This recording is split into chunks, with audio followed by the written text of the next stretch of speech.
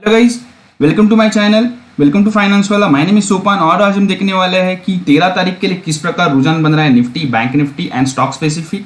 इसमें हम technical basis पे देखेंगे। एट द एंड हम देखेंगे कि ओपन इंटरेस्ट बेसिस पे कौन से स्टॉक्स के अंदर हमें अपॉर्चुनिटीज ढूंढनी चाहिए बाइंग एंड सेलिंग साइड के अंदर। फर्स्ट ऑफ ऑल हम देखते हैं कि निफ्टी के अंदर किस प्रकार रुझान बन रहा है। निफ्टी के अंदर मुझे लगता है जिस प्रकार पिछले वीक में ट्रेडिंग हुई है, एक रेंज ट्रेडिंग हुई है। हालांकि चार्ट अभी भी स्ट्रांग है।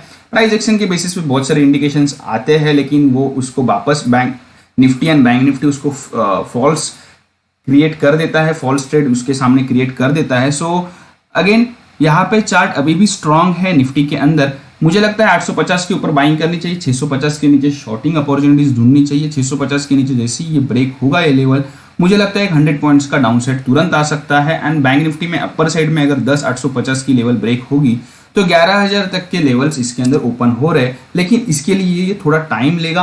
वन साइड मोमेंटम जिस प्रकार हमने देखा 10,400 से उस प्रकार नहीं दिखेगा, थोड़ा टाइम लेके ही इधर मोमेंटम हमें मिलेगा। अगेन कल के दिन के लिए अपर साइड रेजिस्टेंस 11,000 का है जो आपको ध्यान में रखना चाहिए। एंड डाउन साइड सपोर्ट मुझे लगता है 10,600 का जो है वो क्रूशल है। अभी हम देखते हैं कि बैंक निफ्टी के अंदर क्या रुझान बन रहा है। बैंक निफ्टी बहुत ही अच्छा यहाँ पे लग रहा है। जिस प्रकार लास्ट 4 सेशन के अंदर इसने निफ्टी की जो तेजी हुई उसको कवर किया, जो मोमेंटम दिखाया, सो ये कॉन्फिडेंस दिलाने वाला है। फिर भी मुझे लगता है 22,000 के नीचे जैसे ही जाएगा थोड़ा यहाँ पे बेरिशनेस आएगा एंड 21,500 के नीचे टोटली बेरिश हो जाएगा। अगेन बाइंग अपॉर्चुनिटीज हमें ढूंढनी चाहिए। अगर आप पोजिशनल बेसिस पे देख रहे हो तो 23,000 के ऊपर, इंटरडे बेसिस पे 22,600 के ऊपर आप बाय कर सकते हैं। 22,400 का आपको एक यहाँ पे स्ट्रिक्ट स्टॉप लॉस रखना जरूरी है एंड इन बिटवीन आप प्रॉफिट्स बुक कर सकते हैं कल के दिन के लिए। अपर साइड रेजिस्टेंस जो हमें सबसे इंपॉर्टेंट फेस होने वाला है 22,500 का, उसके ऊपर निकलते ही अगेन हम एक बुलिश मूव देख सकते हैं जो 300 से 400 पॉइंट का अपसाइड तुरंत आ सकता है। सो इसके ऊपर आपको ध्यान रखना है। अब देखते हैं कि टेक्निकली बेसिस पे कौन से स्टॉक्स बाइंग साइड दिखा रहे हैं। ब्रिटानिया मुझे लगता है आफ्टर दिस ब्रेकआउट, जो यहाँ पे एक ब्रेकआउट होना था वो हो चुका है 3,700 के ऊपर। सो इसके लिए 3,850 3,900 के अपर साइड लेवल्स खुल रहे हैं। सो कल के दिन के लिए 3,745 के ऊपर बाय कीजिए। 25 रुपए का एक स्टॉप लॉस रहेगा। 3,810 का एक टारगेट के लिए हमें परस्यू करना चाहिए। इन बिटवीन जिधर भी आपको कंफर्ट लगता है वहां पे प्रॉफिट बुक करने की सलाह होगी। अगर आप रुक सकते हैं, स्किलफुल ट्रेडर है, पोजीशन ट्रेल कर सकते हैं, तो डेफिनेटली लास्ट टारगेट के लिए इंतजार कर सकते हैं। नेक्स्ट स्टॉक जो है वो है ऑरो फार्मा। एक फार्मा स्टॉक है, ये एक कॉन्फिडेंस दिला रहा है अदर फार्मा से। इसका चार्ट मुझे बहुत ही अच्छा लग रहा है और बायोकॉन जो है वो भी आउट परफॉर्म कर रहा है। लेकिन ऑरो फार्मा अगर हम देखें तो बहुत ही बढ़िया लग रहा है। 825 के ऊपर बाय करना चाहिए। 855 का अल्टीमेट टारगेट मुझे लगता है। इन बिटवीन आप प्रॉफिट्स बुक कर सकते हैं जैसे ही टारगेट्स आएंगे। एंड स्टॉप लॉस हमें 10 रुपए का यहाँ पे लेना जरूरी है। नेक्स्ट स्टॉक मुझे लगता है मैकडोवेल के अंदर एक अच्छी अपॉर्चुनिटी बन रही है। सो आपके इसके ऊपर भी ध्यान रखना जरूरी है। जिस प्रकार ये मोमेंटम दिखा रहा है, जैसे ही ये ब्रेकआउट होगा जो है 640 के नजदीक, वहां पे मुझे लगता है एक 15 से 16 रुपए की अपसाइड बनेगी। सो हम इसको ग्रैब करना चाहिए विथ लिमिटेड स्टॉप लॉस जो आएगा 634 पे। एंड अगेन गाइज मैं आपको बताना चाहूंगा, जैसे ही पहला टारगेट हिट होता है तो अपना जो ऑर्डर है वो आप भाव टू भाव लाके रख दीजिए, ताकि अगर एट द एंड अगर आपको एग्जिट भी मिलता है तो आपका लॉस नहीं होगा, मैक्सिमम प्रॉफिट आप इसके अंदर बुक कर पाएंगे। एंड नेक्स्ट स्टॉक जो है अगेन इंडेक्स मैनेजर के हिसाब से जो मोमेंटम चल रहा है HDFC लाइफ के अंदर, सो मुझे लगता है ये हाई रिस्क ट्रेड है। फिर भी एक अपॉर्चुनिटी ढूंढनी चाहिए। 595 के ऊपर हमें इसको बाय करना चाहिए। 610 का एक टारगेट रहेगा।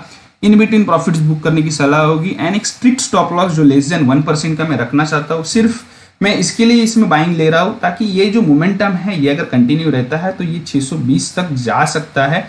अगर हम कैलकुलेशन करें कि कितने क्वांटिटी MF के तरफ से बाइंग होनी बाकी है तो वो हिसाब से मुझे लगता है 615 620 तक की लेवल इसके अंदर इजीली बन रही है। लास्ट जो बाइंग स्टॉक मैं यहाँ पे ले रहा हूँ हिंदुस्तान यूनिलीवर। आज के दिन में मैंने यहाँ पे बहुत सारे बाइंग स्टॉक्स लिए हैं बिकॉज ये स्टॉक्स मुझे अच्छे लग रहे हैं, इनके अंदर पोटेंशियल है। सो हिंदुस्तान यूनिलीवर ये तेजी अगेन कंटिन्यू रहेगी। जैसे मैंने पहले भी कहा था 2200 के ऊपर जैसे निकलेगा 2400 तक के लेवल ओपन हो रहे हैं। सो कल के लिए 2240 के ऊपर बाय करना चाहिए। 2280 का अल्टीमेट टारगेट रहेगा with limited stop loss. Again मैंने यहाँ पे एक 25 पॉइंट का स्टॉप लॉस लिया है। अभी हम देखते हैं कि सेलिंग साइड के अंदर कौन से स्टॉक्स निकल के आ रहे हैं।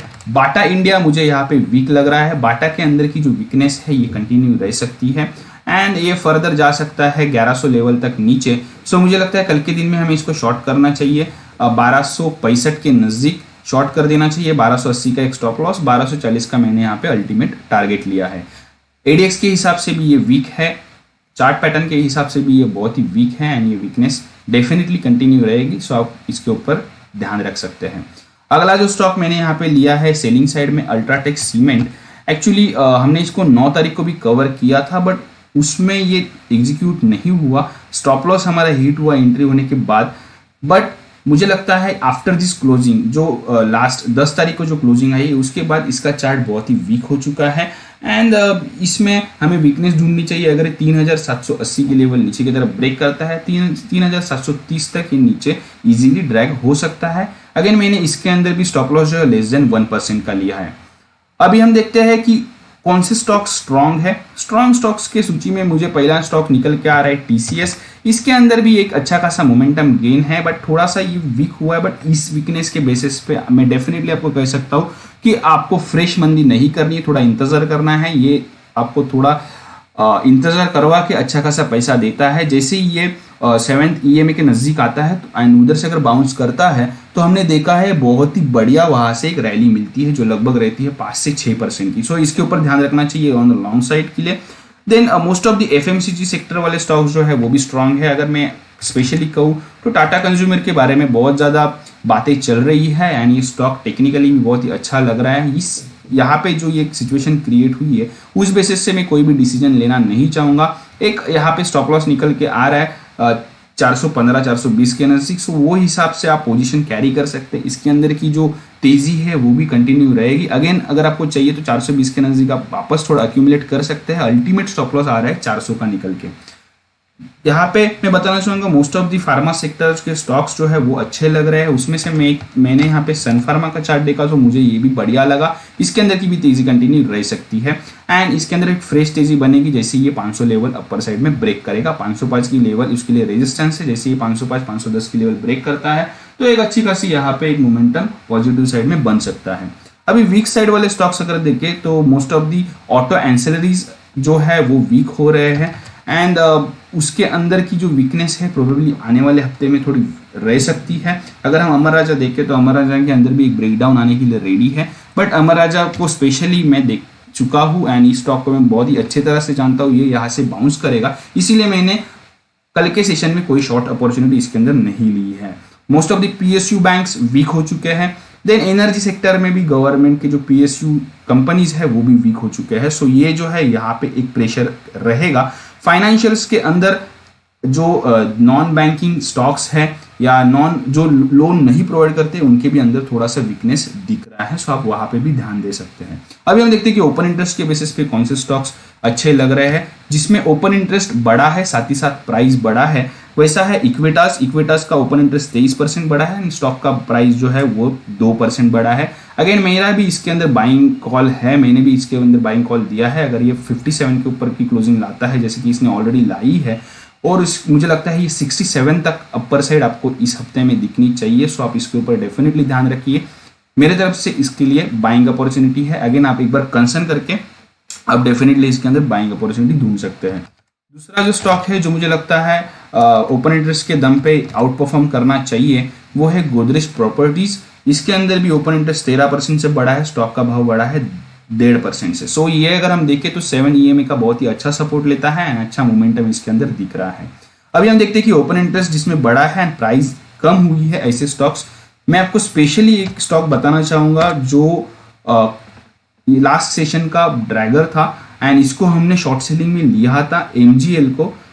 हालांकि हमने इसके अंदर शॉर्टिंग अपॉर्चुनिटी ढूंढी थी इसके अंदर 9 तारीख को, लेकिन हमारा यहाँ पे एग्जीक्यूशन नहीं हुआ। बट बाद में यानी कि 10 तारीख के सेशन में 4% का एक वन साइड मोमेंटम आया, वन साइड डाउन साइड हमने देखी एंड उसके बाद अगर हम देखें तो ये स्टॉक वीक हो चुका है। लगभग अभी ये नीचे आना चाहिए 924 930 लेवल तक। सो इसके ऊपर भी ध्यान रखिए, इसकी वीकनेस कंटिन्यू रहनी चाहिए। इसके अंदर हुआ यह है 26% से ओपन इंटरेस्ट बढ़ा है एंड स्टॉक 4% से नीचे आया है। अगला जो स्टॉक है वो है इंफ्राटेल। इंफ्राटेल के अंदर भी लगभग 10% का यहाँ पे एक ओपन इंटरेस्ट बढ़ा है एंड स्टॉक का प्राइस जो है लगभग 3% से नीचे आया है। सो इसके अंदर भी वीकनेस बनेगी, जैसे ये 200 की लेवल ब्रेक करेगा ये स्टॉक वापस वीक हो जाएगा। लेकिन ओवरऑल अगर हम देखें तो मुझे लगता है 205 या 200 लेवल से ये वापस एक बार बाउंस बैक करना चाहिए, बिकॉज स्टॉक के जो परफॉर्मेंस है वो अच्छी है। So guys thank you to giving me this opportunity. अगर आपको वीडियो अच्छी लगी तो डेफिनेटली लाइक कीजिए एंड ज़्यादा से ज़्यादा फैलाइए, ताकि आपके दोस्तों को और आप जिनको हेल्प करना चाहते हो मार्केट के बारे में जानने के लिए, ये लॉजिक्स जानने के लिए कि मार्केट में किस प्रकार एनालिटिक्स किए जाते हैं, तो उनको भी हेल्प हो जाएगा। Thank you very much.